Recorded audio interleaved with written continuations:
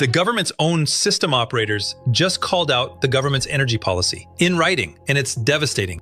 The Independent Electricity System Operator, the IESO, is Ontario's official grid manager. They're not activists. They're not a think tank. They're the engineers and economists responsible for keeping the lights on.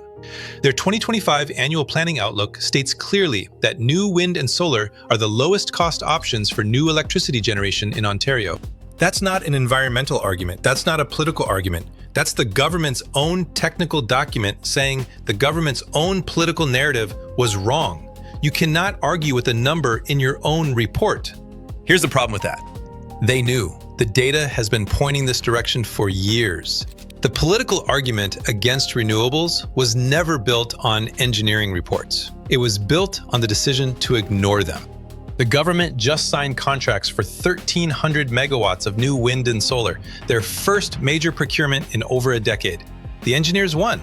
Eventually, they always do. We've got the full document breakdown on this week's episode of the Sanity Project podcast. Follow for more fact checks that cut through the noise.